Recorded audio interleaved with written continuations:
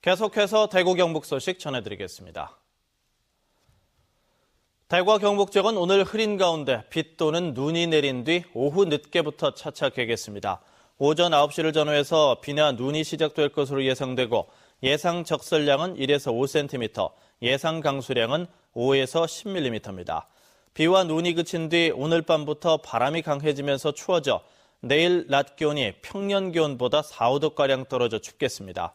특히 모레 10일의 아침 최저 기온은 대구 영하 8도 등 영하 16도에서 영하 7도의 분포로 올겨울 들어 가장 강력한 한파가 찾아올 것으로 예상됩니다. 오늘 새벽 1시 20분쯤 대구시 동구 지묘동 신순겸 장군 유적지 뒤편 왕산에서 불이 나서 160제곱미터를 태우고 1시간여 만에 진화됐습니다. 불이 난 곳은 팔공산자락 왕산의 4분 능선으로 사흘 전인 지난 5일 화재가 발생한 왕산 5분 능선 바로 인근입니다. 경찰과 소방당국은 목격자들을 상대로 정확한 화재 원인을 조사하고 있습니다. 대구의 시민단체가 중심이 돼서 일본군 위안부 역사관 건립을 추진하고 있는 가운데 뒤늦게나마 국비 지원이 결정돼서 역사관 건립에 속도가 붙을 것으로 보입니다. 김원혜 기자가 보도합니다. 대구 서문로에 있는 일제시대에 지어진 낡은 한옥, 일본군 위안부 역사관으로 사용할 건물입니다. 건물 안에서는 위안부 피해 할머니들의 유품 정리가 한창입니다. 앞으로 1년 번호를 매겨 역사관이 완공되면 전시할 유품들입니다. 역사관 건립은 위안부 피해자들을 추모하고 후손들에게 올바른 역사관을 심어주기 위한 할머니들의 염원이었습니다.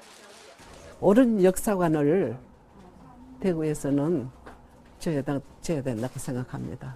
내 모든 청춘이고 내 인생이고 보상해주는 이거였으면 10억이 아니라 100억이라도 그게 보상이 안 됩니다.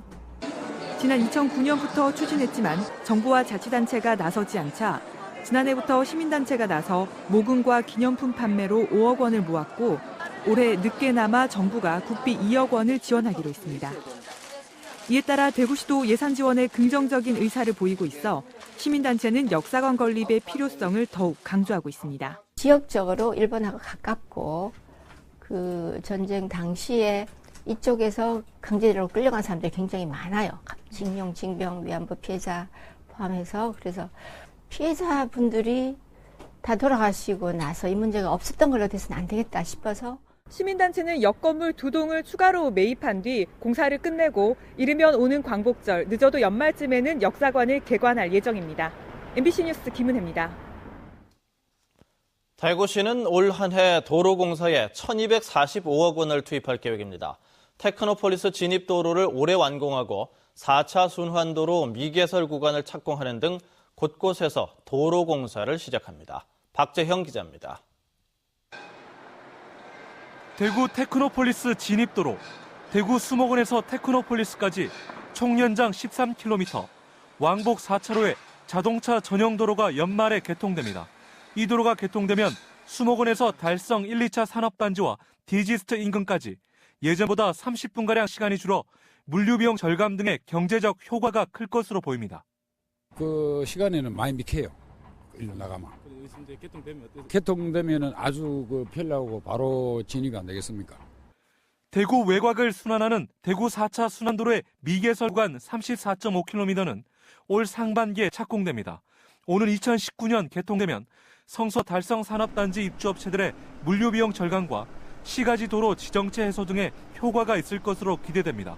또 달성군 구지면 국가과학산업단지 진입도로와 신천 동로와 종합유통단지, 이시아폴리스를 잇는 간선 도로망 등 10여 건의 사업도 올해 함께 추진됩니다. 달성군에 산업단지들이 많이 건설이 되는데 그 부분에 진입을 원하게 하고 또 대구 도심하고 연결을 쉽게 하는 그런 도로망 건설을 위주로 하고. 대구시는 도로 건설에 많은 예산이 소요되는 만큼 신규 사업은 가급적 억제하고 이미 추진 중인 사업은 마무리 위주로 투자를 할 방침이라고 밝혔습니다. MBC 뉴스 박재영입니다.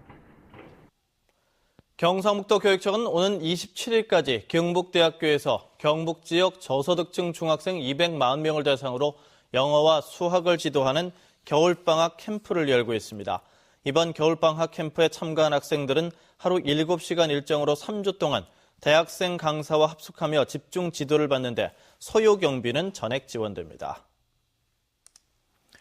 고질적인 세금 체납을 줄이기 위해 세무공무원의 역량이 강화됩니다. 대구시는 세금 부과와 징수에 익숙한 세무공무원을 대상으로 대구지방검찰청의 협조를 받아서 특별사법경찰관 실무, 범칙자 신문과 형사고발 등 형사소송 절차에 대한 특별교육을 실시해 체납액 징수와 선량한 납세자들과의 과세 형평성을 높일 방침입니다. 한국큐레이터협회는 대구미술관이 평균 5개월에 한 번씩 뚜렷한 이유도 없이 큐레이터를 해고했다면서 이는 인사권 남용이고 큐레이터들을 길들이려는 행위라고 주장했습니다.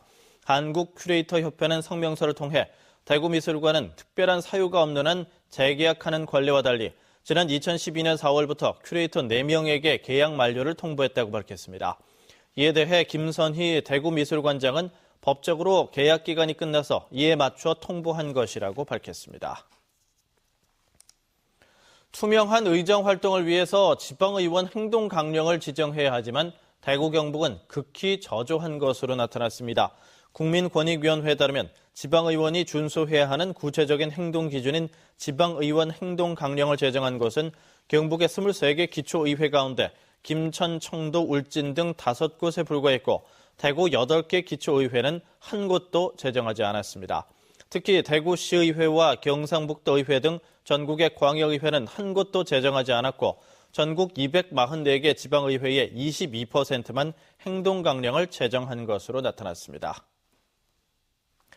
MBC 생활뉴스를 마칩니다. 고맙습니다.